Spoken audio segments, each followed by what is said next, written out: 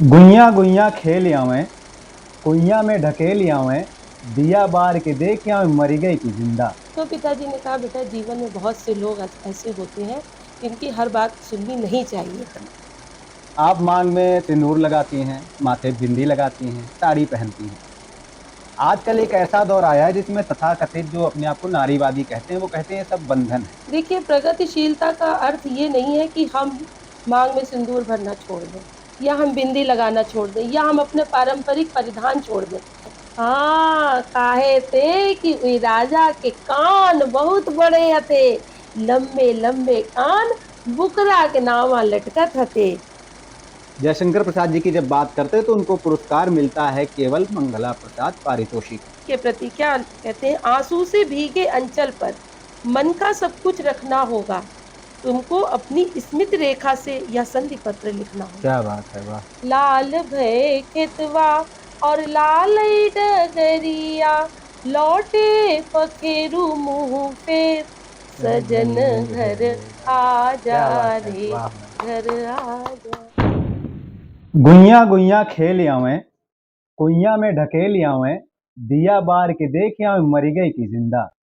ऐसी कई सारी कहावतें जो लोक में प्रचलित हैं तथा इन्हीं कहावतों से निकली कहानियां जो लोक परंपरा और लोक संस्कृति में प्रचलित हैं, उन कहानियों का संग्रह गुइयां, जिसका संग्रहण किया है जिस शख्सियत के साथ आज हम इंटरव्यू ले रहे हैं उन्होंने।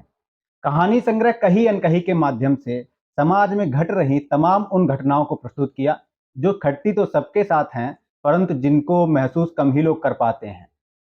पिताजी एक जाने माने साहित्यकार रहे कन्नौज के, और स्वयं विचारों में प्रगतिशीलता लिए हुए तथा मूल में भारतीय संस्कृति को लिए हुए हिंदी साहित्य को अनवरत बढ़ा रही हैं। नमस्कार, मैं काव्योम से अनमोल, और आज हम आईना श्रृंखला के अंतर्गत ऐसी एक शख्सियत के साथ हैं जिनका नाम है डॉक्टर अपूर्वा अवस्थी जी। नमस्कार मैम। नमस्कार, आपका बहुत-बहुत स्वागत है। धन्यवाद मैम। इंटरव्यू की श्रृंखला में पहला क्वेश्चन आपसे ये है कि सामान्यतः हम लोग देखते हैं कि डॉक्टर का बेटा डॉक्टर, किसान का बेटा किसान तथा वकील का बेटा वकील, लेकिन जब विचारों में प्रगतिशीलता की बात करें तो एक पीढ़ी ऐसी आई जो लीक से हटकर काम करना चाहती थी। यानी जो परंपरागत चीजें चली आ रही थी उनमें वो ना रमकर कुछ अलग करना चाहती थी। लेकिन आपने पिताजी की पद्धति से हटे बिना आपने उसी साहित्य को अनवरत आगे बढ़ाया। तो ऐसा करने का ख्याल कैसे आया दिमाग में? कहाँ से ये ख्याल आया? देखिए, मैं सबसे पहले आपको बताना चाहती हूँ कि मेरे पिताजी मेरे गुरु भी थे। जी। उन्होंने मुझे बचपन से पढ़ाया। मैं स्कूल जाती थी और वापस आती थी तो पिताजी से पूछती थी, तो वो मुझे इतने अच्छे ढंग से समझा देते थे, सरल तरीके से, तो मुझे उनकी बात तुरंत समझ में आ जाती थी। उसके बाद मैं कॉलेज में आई, तो संयोगवश पिताजी हिंदी के प्राध्यापक थे और उनके ही कॉलेज में मैं उनकी ही कक्षा में पढ़ती थी। तो ये मेरे साथ एक संयोग रहा कि जो मेरे पिताजी थे वही मेरे गुरु भी थे। जी। उन्होंने मुझे एमए कराया, पीएचडी करवाई, जितना भी साहित्य का आप समझिए साहित्य की जो सीढ़ियाँ होती हैं, वो मैंने उनके ही द्वारा चढ़नी सीखी। वाह। तो ये एक संयोग रहा कि पिता के रूप में गुरु और गुरु के रूप में पिता। तो ये फिर उन्होंने मुझसे एक बार ऐसे ही बातचीत करते हुए कहा कि मैं चाहता हूँ कि हमारे परिवार में भी कोई लेखक या लेखिका बने। तो मुझे उस समय ये बात समझ में नहीं आई थी, लेकिन जब बाद में मैंने सोचा कि क्या लिखना, और फिर मैंने उनकी कविताओं को पढ़ना शुरू किया, उनकी कविताएँ मैं सुनती थी, तो धीरे-धीरे कभी-कभी वो कहते थे कि जो मन में आया करे डायरी में लिखा करो। कभी तुम्हें किसी से गुस्सा आ जाए, किसी बात पे क्षोभ हो, तो उसको मन में ना रखा करो, उसको लिखा करो। तो ऐसे मेरी प्रवृत्ति धीरे-धीरे लिखने की बनी। फिर शब्द थे तो जैसे शब्द थे वो लिखती थी, उससे तो लिखते फिर हैं। मैं उनको बताती थी, वो उन शब्दों को सही कराते थे। कहते थे ये देखो कहानी का रूप ले लेगी, ये निबंध का रूप ले लेगी, ये कविता का रूप ले लेगी। तो ऐसे उन्होंने ही मुझे सिखाया, पढ़ाया, लिखाया। तो ये मेरी यात्रा वहीं से प्रारंभ हुई। यात्रा प्रारंभ हुई, आपने आगे बढ़ना सीखा और पिताजी का हाथ आपके हाथ में रहा। कोई ऐसा किस्सा आपको याद आता है जब लगता हो कि हाँ, यहाँ से मैंने अच्छी शुरुआत की थी, यहाँ से हमें पिताजी का साथ मिला और पिताजी ने हमको आगे चलने के लिए प्रेरित किया? कोई जी। एक किस्सा याद आता हो आपको? हाँ, बहुत से किस्से तो बहुत से हैं। एक किस्सा है कि मैं कन्नौज में, जैसा कि आप जानते हैं मेरा जी। मूलतः घर कन्नौज में है, कन्नौज की मैं रहने वाली हूँ। तो हम कानपुर यूनिवर्सिटी उस समय थी, वहाँ पर हम लोग एमए कर रहे थे, पीएचडी के लिए जाते थे। तो मुझे बार-बार कानपुर जाना अच्छा नहीं लगता था, लेकिन पिताजी अपने साथ मुझे ले जाते थे और उन्होंने मेरी पीएचडी का फॉर्म भरवाया। तो जो मेरी गाइड थी, तो वो मुझसे कहती थीं, "तुम पिताजी के साथ क्यों आती हो? तुम अकेले आया करो, आजकल तो बच्चे अकेले आते हैं।" और फिर वो मुझसे बार-बार ये बात कहती थी, लेकिन मुझे अच्छा नहीं लगता था, तो पिताजी मेरे साथ ही जाते थे। और मैंने एक बार पिताजी से कहा कि मैं पीएचडी नहीं करना चाहती। बोले क्यों? मैंने कहा मैं फैशन डिज़ाइनिंग करना चाहती हूँ। कहने लगे क्यों? मैंने कहा कि वो मेरी गाइड तो मुझे हमेशा डाँटती रहती, जब आप उठ के बाहर चले जाते हैं, तो हमसे कहते तुम अकेले आया करो, तुम पिताजी के साथ क्यों आती? तो पिताजी ने कहा बेटा जीवन में बहुत से लोग ऐसे होते हैं, जिनकी हर बात सुननी नहीं चाहिए। आप उनकी बात अगर सुनने में लग जाएँगे तो आप अपने लक्ष्य से भटक जाएँगे। हुँ, आपने एमए किया है, आप पीएचडी करेंगी तो आपका 4 फर्स्ट क्लास है, हुँ। तो आगे आपको अच्छी अपॉर्च्युनिटी मिलेगी।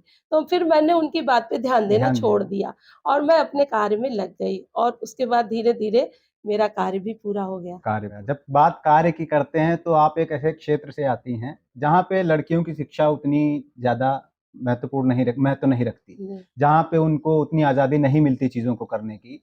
शायद वो ग्रामीण समाज अभी तक उन चीज़ों को स्वीकारा नहीं है। तो उस समाज से उठकर आना और आज इस मुकाम पर पहुँचना, क्या क्या सफ़र रहा वहाँ से यहाँ तक आने का और किन-किन मुश्किलों से, किन-किन बेड़ियों से आपको लड़ना पड़ा? देखिए मेरे पिताजी शिक्षक थे, मेरी माँ गोमती देवी गर्ल्स इंटर कॉलेज में प्राचार्य थीं और मेरे दोनों भाई पत्रकार थे। जो मेरा घर का माहौल था वो पढ़ाई वाला था, पढ़ा-लिखा संस्कारी परिवार था। हमारे यहाँ कभी भी उस रूढ़िवादिता को हमारे पिताजी ने नहीं अपनाया कि वो छोटी-छोटी बातों में जैसे एक नाग पंचमी की पूजा होती हुँ, है, हुँ, उसमें गुड़ियों को पीटा जाता है। हुँ। जब से मैं पैदा हुई, मेरे पिताजी ने कहा कि ये प्रथा में गुड़ियाँ नहीं पीटी जाएँगी। आप पूजा करिए, आप उसको मनाइए उत्सव को, खिलाइए-पिलाइए, लेकिन ये गलत है कि आप लड़कियों को पीटने की प्रथा।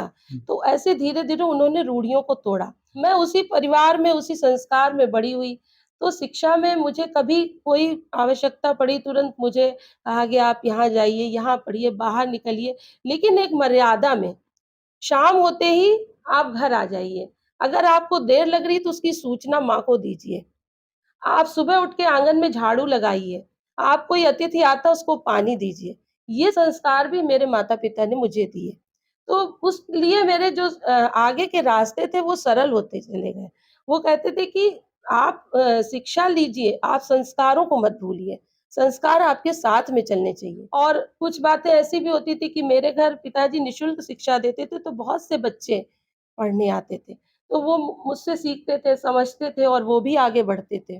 तो वो मुझे माहौल तो हमारा पुराना घर का था, पारंपरिक था। मैंने सारे त्योहार करते थे, मैंने पूजा करनी सीखी। हुँ, फिर मेरा विवाह हुआ, हुँ। विवाह के बाद मैं जब यहाँ आई, तो यहाँ भी मैंने सारे संस्कारों को निभाया, वाह! लेकिन पति ने भी उतना ही साथ दिया, जैसे पिताजी देते थे। क्या बात है। उन्होंने कभी मुझे पढ़ाई के लिए नहीं रोका। मेरी आपको बताएँ कि मेरी थीसिस आधी रह गई थी, तो यहीं पर आकर मेरी लखनऊ में पूरी हुई और मेरे पति स्वयं लेके मुझे कई बार कानपुर विश्वविद्यालय ले गए और मेरा कार्य कराया। तो ये इसीलिए मैं सामंजस्य कर पाई कि मैंने दोनों चीज़ों को अपना के चला। इसी से एक प्रश्न उठता है कि वर्तमान जो समय चल रहा है, आपको देखा जाए तो आप वर्तमान में प्राचार्य पद पर हैं, सहायक प्राचार्य पद पर नवयुग कन्या महाविद्यालय में। आप माँग में सिंदूर लगाती हैं, माथे बिंदी लगाती हैं, साड़ी पहनती हैं। आजकल एक ऐसा दौर आया है जिसमें तथाकथित जो अपने आप को नारीवादी कहते हैं, वो कहते हैं ये सब बंधन है। लेकिन आपके अंदर जो आपके वैचारिक प्रगतिशीलता है, उसको मैंने देखा है, कैसे आपकी कहानियों में झलकती है और कैसे एक दिन आपसे बात करते हुए कई सारे ऐसे संस्मरण हैं जिनमें हमने देखा है। तो कैसे आप उन चीज़ों को जवाब देना चाहती हैं कि इन चीज़ों को धारण करते हुए भी हम प्रगतिशील हो सकते हैं, जो लोग कहते हैं कि नहीं, यही चीज़ें बंधन हैं। क्या आप जी। कहना चाहेंगी इस पर? देखिए, प्रगतिशीलता का अर्थ ये नहीं है कि हम माँग में सिंदूर भरना छोड़ दें या हम बिंदी लगाना छोड़ दें या हम अपने पारंपरिक परिधान छोड़ दें। हम ऐसे कपड़े पहने जिससे लोग आकर्षित हों और फिर हम पे फफ्ती कसें। हुँ, तो ऐसे हम कार्य ये प्रगतिशीलता के अंतर्गत नहीं आते हैं। प्रगतिशीलता विचारों की होनी चाहिए, लेखन में होनी चाहिए। आप ऐसा लिखिए, आप ऐसा बोलिए, आप ऐसी मिसाल बनिए कि लोग आपको देखें। मैंने शुरू से साड़ी पहनी, बिंदी लगाई क्योंकि हम भारतीय हैं। जो भारतीय संस्कृति के मूल मंत्र है कि स्त्री का सबसे पहला है कि वह 16 श्रृंगार करती है। अगर आप 16 नहीं करते तो 8 तो करिए जो ज़रूरी है। तो ये हमने अपनी भारतीय संस्कृति को अपनाते हुए प्रगतिशीलता पे चलिए। आप देखिए कितने ही लोग हैं, समाज भी उनको अच्छी दृष्टि से देखता है और जो हमारा पहनावा है, जो हमारा श्रृंगार है, उसमें एक आनंद है, एक हाँ। सौंदर्य है, जिसको हम कभी भूल नहीं सकते। तो आप ये मानती हैं कि ये चीज़ें बंधन नहीं हो सकती? जी, बिल्कुल नहीं। तो बंधन वैचारिक रूप से क्या होता है? बंधन तो वही है जो आप विचारों का बंधन है ना। आपने किसी को इस तरीके से बना दिया कि आप लड़की हो, अब जैसे मेरी ही बेटी है, तो वही कई बातों पर मुझसे कहती है, तो मैं उनको विचारों में नहीं बंधन में नहीं बाँधती हूँ। मैं कहती हूँ ठीक है, तुम्हारा समय है तो तुम ये कपड़े भी पहनो, सही बात। लेकिन एक मर्यादा में रहकर। कहाँ पर, किस समय पर कैसा आपको परिधान पहनना है, वो आपको ध्यान में रखना चाहिए। तो ये विचारों के बंधन है, बंधन। और आपने मेरी कहानियों में देखा होगा कि कहीं अनकहीं हाँ। में वो मैंने तो उसमें सोनी का ब्याह हो चाहे हाँ, करवा चौथ, तो वाक़ई में करवा क्या चौथ किस देखिए तरीके आप। से वो जी, प्रथाएँ होती हैं, क्या मतलब वो अच्छे के लिए होती है, लेकिन अच्छे उनको के लिए कैसे होती है। लाद लेना, अब बाँध ये लेना। बंधन है ना हाँ, कि जब उनके पति उनको पानी ही नहीं पीने देते, हाँ। ऐसा तो कोई बंधन हम लोगों के यहाँ नहीं है ना कि आप किसी भी शास्त्र या ग्रंथ में ऐसा नहीं लिखा है। तो ये बंधन है, इसको आप समझिए तो देखिए कहाँ पर जाता है ये। जब बात बंधन की चल रही है, तो कवि जो होता है, वो सारे बंधनों को तोड़ देता है। और आपके पिताजी कितनी रचनाएँ लगभग लिखी उन्होंने? कित उनकी करीब 100 से ज़्यादा हाँ, रचनाएँ। कवि की कितनी रचनाएँ करी इससे महत्ता नहीं होती, उसकी रचनाओं में कितनी गुणवत्ता है, वो कैसा लिख रहा है इससे महत्ता होती है। पिताजी की कोई एक ऐसी रचना जो आपके हृदय के बेहद करीब हो? देखिए, पिताजी ने तो कई रचनाएँ लिखी हैं, उनके 3 मुख्य जो पुस्तकें हैं, तो पहली है शब्द वेणु, हुँ, दूसरी है नतोहम राम वल्लभाम हुँ, और तीसरी उन्होंने धरती के ईश्वर लिखी थी। हाँ, तो शब्द वेणु में कुछ क्षणिकाएँ उन्होंने लिखी हैं छोटी-छोटी, वो हाँ, मैं आपको सुनाती हूँ। जैसे कि एक है संयम एक युद्ध हुँ, अपने ही विरुद्ध। क्या एक वो स्वभाव पर लिखते हैं हाँ, कि सूखे पत्ते पर पैर पड़ा, हाँ, शब्द हुआ। सूखे पत्ते पर पैर पैर पड़ा, पड़ा, शब्द हुआ। हरे पत्ते पर पैर पड़ा, चुप रहा। अर्थ मैंने यह लिया कि जो नीरस है, हुँ, वह कर्कश हो जाता है और जो रसवंत है, हाँ, वह शब्दहीन हो क्या जाता है। बात है! वाह! इसी तरीके से एक उन्होंने लिखी थी मूर्ति। हुँ, मूर्ति वंदनीय है। हुँ, इसलिए नहीं हुँ, कि उसमें देवता रमते हैं, हुँ, इसलिए नहीं कि उसमें देवता रमते हैं, अपितु इसलिए कि उसने तराशे जाने का दर्द दर्द सहा। सहा है, वाह! क्या बात है! अब जब रचनाओं की बात हो ही रही है, तो हम लोग अनभिज्ञ नहीं हैं कि आपने हाल ही में एक लोक कथा संग्रह गुइयाँ, उसका संपादन किया। ये एक समय होता था, नानी अच्छी-अच्छी कहानियाँ हम लोगों को सुनाती थी और हुँ, उन कहानियों के पीछे बड़ी अच्छी सीख होती थी, जिसको हम जीवन में धारण करें, तो बहुत अच्छा काम कर सकते हैं। लेकिन ये दौर ऐसा आया कि इसमें लोग धीरे-धीरे उन चीज़ों को विस्मृत करते चले जा रहे हुँ, हैं। इस समय में आपने कैसे सोचा कि एक लोक कथा संग्रह, जो लोक में व्याप्त जो कहानियाँ हैं, हुँ। जो हमें याद हैं और जिनको हम बुलाते चले जा रहे हैं, उसको रखें? ये कहाँ से ख़्याल आया? देखिए, लोक कथाएँ थीं, कन्नौजी लोक कथाएँ बहुत सारी हैं और बहुत ही आनंददायक लोक कथाएँ हमारी हुँ, होती हैं। तो ये भी पुस्तक जो हमारी थी तो वो पिताजी की ही प्रेरणा से बनी और इसकी एक प्रेरणा मैं कथा रंग को देना चाहती हूँ। कथा रंग लखनऊ में नूतन वशिष्ठ जी ने पहली बार कहा कि कन्नौजी कहानी का वाचन करो। तो मैंने जब कहानियों का वाचन प्रारंभ किया, तो धीरे-धीरे मेरे पास कहानियाँ निकलती गईं। अब वाचन करने में और लिपिबद्ध करने में बड़ा अंतर है। बड़ा अंतर होता है। तो जब मैं लिखने चली तो मुझे फिर कन्नौजी की पूरी लेखनी वैसी ही लिखनी पड़ी हाँ, कि अइयो एक दाएँ गयो, वो गौ गयो गौ या राजा बुकर कना हतो। तो हाँ, इस तरह के फिर मैंने लिखना शुरू किया। तो पिताजी ने ही इस पुस्तक का नामकरण किया था, अच्छा। गुइयाँ और कहा था कि इनको लिख डालो। फिर मैंने धीरे-धीरे जब लिखनी शुरू की, तो मैंने लोगों को पढ़ाई तो सबको बड़ा आनंद आया हुँ, पढ़ने में। तो ये पुस्तक का रूप बन गया। फिर मुझे इस पुस्तक के लिए हिंदी साहित्य संस्थान से अनुदान भी मिला क्या बात है! और ये पुस्तक आज आपके सामने है और जो भी इसको पढ़ता है उसको आनंद बहुत अभी आता है हाल ही इन में मैंने लोक पढ़ी कथाओं है, में। इसमें कई सारी कहानियाँ ऐसी हैं, एक तो सारे बचपन की संस्मरण सारी चीज़ें याद आ रही थी, तो बड़ा अच्छा लगा इसको पढ़कर। हमने अपने साथ एक कहानी भी पढ़ी थी, साथ में हाँ, राजा बुकर एक का नाम। बुकर कना वो तो बहुत ही लोकप्रिय हुई है क्या हम सबको। लोग वहाँ इसका थोड़ा-सा अंश पढ़ सकते हैं यहाँ पे? हाँ, बिल्कुल। हाँ, देख लें हम लोग, है ना? हाँ। कन्नौज राज में एक राजा हतो, सुबह हुँ, बहुते बढ़िया पगड़ी बांधत हतो। दूर-दूर तक उइकी पगड़ी बंधबे की बात मशहूर हती। निरे लोग तो उइकी पगड़ी देखन आवैं, लेकिन उइकी पगड़ी के पीछे एक राज हतो। कहा राजा तो जानते ही हो। हाँ, काहे थे कि वे राजा के कान बहुत बड़े हते, लंबे लंबे कान बुकरा के नामा लटकत हते। सोई बाप ने कान छिपैबे के ले पगड़ी बांध लेत हतो। तो ऐसी कई सारी कहानियां आपको गुइया में देखने को मिल जाएंगी, और मैम के साथ हमने एक कहानी राजा बुकरकना पढ़ी भी है और इसका कुछ अंश यहाँ पे प्रस्तुत किया। बहुत मजेदार कहानी है और अच्छी सीख देती है। और अगला जो प्रश्न है वो यह है कि हिंदी साहित्य की बात करते तो आपने जो शोध कार्य किया है यानी आपने पीएचडी किया है, उसका विषय था कि महाकवि जयशंकर प्रसाद की सूक्तियों का विश्लेषणात्मक अध्ययन। जयशंकर प्रसाद जिनके नाटक काफी ऐतिहासिक हैं, वो गुलामी का दौर था उस समय में, उन्होंने अपने नाटकों के माध्यम से लोगों के बीच उदाहरण प्रस्तुत किए प्राचीन भारत के एक नए नजरिए के साथ। हम देखते हैं उनकी कामायनी जो कश्मीर के शैव दर्शन से प्रभावित है, वो लोगों के समक्ष जीवन जीने का प्रमाण रखती है। ऐसी कई सारी रचनाएं, झरना, आंसू, लहर हुई, वो दिखाती जयशंकर प्रसाद जी के कवित्व को, जयशंकर प्रसाद जी के हृदय को और जयशंकर प्रसाद जी के दृष्टिकोण को कि कैसा उन्नत दृष्टिकोण था। जयशंकर प्रसाद जी की जब बात करते हैं तो उनको पुरस्कार मिलता है केवल मंगला प्रसाद पारितोषिक। तो क्या कारण था कि उनको वो पुरस्कार नहीं मिले? देखिए, प्रसाद जी के जो नाटक थे, वो इतिहास और कल्पना से समन्वित थे और उनमें पात्रों की संख्या बहुत थी। प्रसाद जी के लिए कहा गया कि उस समय जो उर्दू मिश्रित हिंदी थी, उसको हटाने के लिए उन्होंने ऐसे नाटकों की रचना की। अच्छा। और पारसी नाटकों का जो प्रभाव पड़ रहा था हाँ। भारतीय संस्कृति पर, उसको हटाने के लिए उन्होंने संस्कृति और इस तरीके के नाटक रचे। लेकिन कहते हैं कि प्रचलित बहुत कम हो पाए, तो इसलिए उनकी जो आप कहते हैं साज-सज्जा, मंचन, वो बहुत कम हो पाया। तो इसलिए प्रसाद जी के नाटकों के ऊपर कोई उनको पुरस्कार मुझे लगता है नहीं मिला है। और जो उनकी समस्या एक और भी थी कि वो बहुत कम आयु में, अल्प आयु में उनकी हाँ, मृत्यु हो गई। ये तो मुझे लगता है अगर वो थोड़ा और जीवित रहते तो उनको पुरस्कार दिए जाते। लेकिन वही लेकिन है कि मरणोपरांत भी किसी ने उस बात पर ध्यान नहीं दिया। जबकि छायावाद के आधार स्तंभ हाँ, झरना जो से कहते है हैं वो शुरुआत की गई। प्रसाद जी हैं। हाँ। और उनकी कामायनी तो महाकाव्य है। उसको तो कोई मैं तो कहती हूँ सबको पढ़ना चाहिए। उसमें जो मैंने सूक्तियाँ छाँटी हैं छोटी-छोटी, तो ये चीज़ जो है, और भी उनकी कहानियाँ जो हैं, वो कहानियाँ पढ़िए।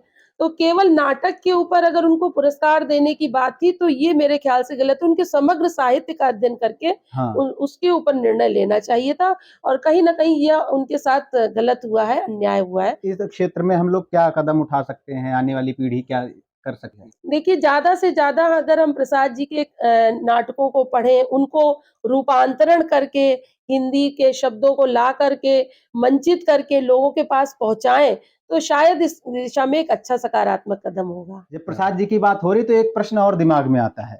प्रश्न ये है कि जयशंकर प्रसाद जी के सभी नाटक ऐतिहासिक हैं। उन्होंने अपने नाटकों के माध्यम से गुलामी के उस दौर में एक नया नजरिया दिया। प्राचीन भारत के जितने उदाहरण थे, चंद्रगुप्त, स्कंदगुप्त, ऐसे राजाओं को पेश करके एक नया उदाहरण दिया। उनके नाटकों की जो भाषा, अभी जब भाषा पे हम लोग बात कर रहे थे, आपने बताया उनके नाटकों की जो भाषा है वो क्लिष्ट है, संस्कृत निष्ठ है। तो क्या ये कहना सही है या गलत? क्या आप इस पे कहना हाँ, चाहेंगे? ये बिल्कुल इस बात से हम आपके सहमत हैं कि उनके नाटकों की भाषा क्लिष्ट है और जो धीरे-धीरे दौर आया है लोगों का ना पढ़ने का, अभी आप देखिए जो बच्चे हमारे शुद्ध हिंदी नहीं पढ़ हाँ, पाते, सही बात है। तो उनको तो ये संस्कृत लगती है। साहित्यिक होते हुए भी हिंदी इनको संस्कृत लगती है, तो वो उठा के हटा देते हैं। तो ये उनके नाटकों में था, लेकिन उस समय वह हिंदी का आवश्यकता थी और वो उसको हिंदी को बढ़ावा दे रहे थे, आगे बढ़ा रहे थे, क्योंकि वह समय क्या था कि हिंदी हमारी जन्मी थी, छायावाद था।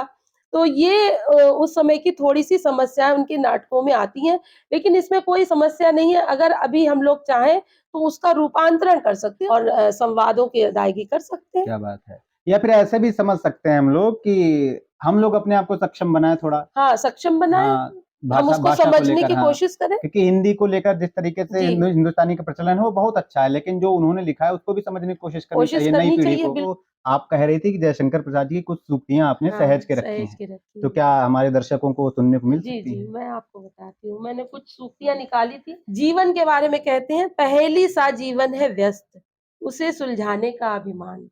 बताता है विस्मृति का मार्ग, चल रहा हूँ बनकर अनजान। क्या बात! और देखिए एक ये लज्जा में जो स्त्रियों के लज्जा प्रति सरगम। आपने पूछा था, कहती मैं रति की प्रतिकृति लज्जा हूँ, मैं शालीनता सिखाती हूँ। जो स्त्रियों में एक शालीनता का गुण होना चाहिए। मतवाली सुंदरता पग में नूपुर सी लिपट बनाती हूँ। और एक देखिए जो विवाह होता है, जब उसके बाद स्त्री के प्रति क्या कहते हैं, आंसू से भीगे अंचल पर मन का सब कुछ रखना होगा, तुमको अपनी स्मित रेखा से यह संधि पत्र लिखना होगा। क्या बात है, वाह! कर्म के ऊपर कहते हैं, कर्म यज्ञ से जीवन के स्वप्नों का स्वर्ग मिलेगा, इसी विपिन में मानस की आशा का कुसुम खिलेगा। अब देखिए जैसे जिनसे हम कहते हैं जिनसे प्रिय होते हैं उनसे कभी नाराज भी हो जाते हैं, तो प्रसाद जी लिखते हैं, जिसके हृदय सदा समीप है वही दूर जाता है, और क्रोध होता उस पर ही जिससे कुछ नाता है। क्या बात हमको है। क्रोध भी उसी पर आता है। तो ये कुछ सूक्तियाँ ऐसी हैं जो मुझे बहुत अच्छी लगती हैं। अच्छा मैम, सूक्तियों की बात कर रहे हैं और रचनाओं की बात कर रहे हैं, गीतों की बात कर रहे हैं, तो कहीं से हमें खबर लगी थी कि आप गाती अच्छा हैं और लोकगीत खासकर, तो कोई एक अंश छोटा-सा किसी लोकगीत का यहाँ पे हमारे दर्शकों को सुना दें अगर जी। तो। चलिए तो फिर आपको एक कन्नौजी लोकगीत ही हाँ, हम ज़रूर, ज़रूर। सुना देते हैं। और ये गीत जो है वो मेरे पिताजी का ही लिखा हुआ है। तो ये खेत के ऊपर एक स्त्री बैठी है, और जैसा आप लोग को पता है कि ग्रामीण में खेत पर बैठ के मुड़ेर पर बैठकर इंतज़ार करती है और उसका पति आने को है। तो वो एक गीत है, लगाई कहाँ देर लगाई कहाँ देर सजन घर आ जा रे, आहा! घर आ जा रे। खेतवा की मेड़वा पे बैठी गुजरिया, तोड़े झर बेरी से बेर, सजन घर आ जा रे, घर आ जा रे। पीली पीली सरसों हरा हरा चनवा, पौड़ी पे बिरहा गावे किसनवा, बुलावे हुआ गोरी को टेर, क्या बात है! सजन घर वाह! आजा रे, घर आजा रे। पाछे लो सूरज की बिक गई बजरिया, लाल भय खेतवा और लाल डगरिया, लौटे पखेरु मुँह फेर, सजन घर आजा क्या बात है! रे, वाह मैम! घर आजा। बात कर रहे थे साहित्य से, तो साहित्य सीधे आपके जीवन पे आते हैं। जीवन की कोई एक ऐसी व्यक्ति के साथ घटनाएँ घटती रहती हैं, कोई एक ऐसी घटना जिसे आप चाहती हैं कि बहुत दुःख भरी हो, आप डिलीट कर दें जीवन के पृष्ठ से उसे, और कोई एक ऐसी घटना जो आपको बहुत संतुष्टि प्रदान कर रही है, उसको आप हर हाँ। पल अपने साथ सहेज के रखना चाहती हैं? देखिए, जीवन की ऐसी अप्रिय घटना तो अभी 2 वर्ष पूर्व मेरे साथ घटी है। उससे पहले कोई मुझे ऐसी अप्रिय घटना नहीं लगी। बड़े भाई का निधन हुआ, पिताजी का निधन हुआ। लेकिन जो अभी 2 वर्ष पहले हम पूरे परिवार के साथ कानपुर से आ रहे थे, तो एकदम से वहाँ पर हमारी गाड़ी का एक्सीडेंट हुआ। हाँ, और इतना भयंकर एक्सीडेंट था कि मुझे मतलब 2 मिनट के मेरे आँखों के आगे अंधेरा छा गया, और मैंने केवल ईश्वर का याद किया कि अब ये शायद अंतिम समय है। और मैं आपको बता रही हूँ कि 2 मिनट बाद जब मैंने आँखें खोली, तो हम सब सुरक्षित थे। पूरा एक ट्रक बड़ा वाला मेरी गाड़ी को पूरा चिपका दिया था, और उसमें मैं, मेरे पति, मेरी बेटी, मेरे देवर-देवरानी सब थे। लेकिन आपको बता रहे हैं कि किसी को खरोंच नहीं लगी। ईश्वर की कृपा। ईश्वर की कृपा, गाड़ी पूरी डैमेज हो चुकी थी, लेकिन हम लोगों की किसी के खरोंच नहीं लगी। वो अभी भी मैं सोचती हूँ तो मुझे एकदम से मेरे रोंगटे खड़े हो जाते थे, और फिर उस दिन से बाद मैंने सोचा कि ईश्वर ने एक नया जीवन दिया है। तो अब मैं इस जीवन को जितना भी हो सकेगा दूसरों की भलाई और अपने साहित्यिक कार्यों में लगाऊँगी, क्योंकि जब भी मैं कुछ ऐसा मन में विचार लाती हूँ, तो मुझे याद आता है वह क्षण, कि जिस क्षण से हम लोग बच के आज सुरक्षित हैं। और प्रिय घटना तो बहुत है, लेकिन सबसे प्रिय घटना जो मैं अपनी साहित्यिक जीवन की मानती हूँ, कि जो मेरे प्रथम कहानी संग्रह कही अनकही का जब विमोचन हुआ था, तो उस समय ये बहुत अच्छा संयोग था कि मेरे पिताजी, मेरी माँ, मेरे पति, बच्चे सब मेरे साथ थे। और वो क्षण जब मैंने पहली बार अपनी किताब का विमोचन करवाया था, उस समय डॉक्टर विद्या बिंदु सिंह जी थीं, नूतन वशिष्ठ जी थीं और राम बहादुर मिश्रा सर थे। और वह किताब जब हमारे सामने आई थी कि इन कहानियों को मैंने लिखा था, तो वो आज भी मुझे बहुत अच्छी अनुभूति होती है उस पल को याद करके। अब आगे की किताब का विमोचन हुआ तो मेरे पिताजी नहीं थे। अब आगे और किताबें अभी मैं उनकी याद किताब में आनी है भी आपकी? एक लिख रही हूँ, अच्छा, अच्छा, सुधिमाल। अच्छा। क्या है उसका क्या मतलब? पिताजी के ऊपर, उनकी सुधियों स्मृतियों के ऊपर अरे वाह! कब एक। तक आनी है? हाँ, ये अब अभी जल्दी ही 1 महीने में आ जाएगी, तो वो मैं इस समय लिख रही जो हूँ। भी हमारे साथ इंटरव्यू जिनका लेते हैं, उनसे एक प्रश्न पूछते हैं और ये प्रश्न बड़ा जटिल है। हम आप लोगों से पहले से संपर्क में रहे हैं और हमारी संस्था काव्योम से भी आप संपर्क में रही हैं, समय-समय पर आपका आशीर्वाद हम लोगों को प्राप्त होता रहा है। आप काव्योम को लेकर क्या कहना चाहेंगी कि कैसे हम लोग और आगे बढ़ सकते हैं, अच्छा कर सकते हैं और क्या शुभकामनाएँ हैं आपकी हम लोगों के लिए? देखिए, काव्योम एक तो नाम ही बहुत अच्छा है। इतना सुंदर नाम है आपकी संस्था का, और आप लोग जो ये कार्य कर रहे हैं, बहुत अच्छा कार्य कर रहे हैं। तो मेरी बहुत-सी शुभकामनाएँ हैं। आप इसमें नए-नए लोगों को जोड़िए, अपने युवा साहित्यकारों को जोड़िए, युवाओं को जोड़िए, जो लिखते हैं, पढ़ते हैं, उनको जोड़िए और इनको ज़्यादा से ज़्यादा कार्यक्रम आप कराइए। जैसे अभी हमने बात की थी प्रसाद जी की, हुँ। आप इसको कर सकते हैं काव्योम के द्वारा। जी, ज़रूर, ज़रूर। इनके नाटकों को सामने ला सकते हैं। तो मेरी बहुत शुभकामनाएँ हैं और बहुत-बहुत आपका काव्योम संस्था का भविष्य उज्ज्वल रहे, यही मेरी ईश्वर से आप कामना है। आपको बहुत-बहुत शुभकामनाएँ। धन्यवाद मैम, हमारे साथ हम लोगों को इतना वक़्त देने के लिए धन्यवाद। धन्यवाद। वो कहानी जो एक कस्बे से शुरू होती है और आज महाविद्यालयों में पहुँचती है। वो कहानी जो एक साहित्य से शुरू होती है और अनवरत साहित्य में चलती रहती है। काव्योम ने आज अपनी आईना श्रृंखला के अंतर्गत ऐसे ही एक शख्सियत का इंटरव्यू आप लोगों के समक्ष प्रस्तुत किया। आशा है कि आप लोग इसको सराहेंगे और हम आगे भी आप लोगों के लिए ऐसे इंटरव्यूज़ लाते रहेंगे। काव्योम को सब्सक्राइब कीजिए और इंटरव्यू देखने के लिए धन्यवाद।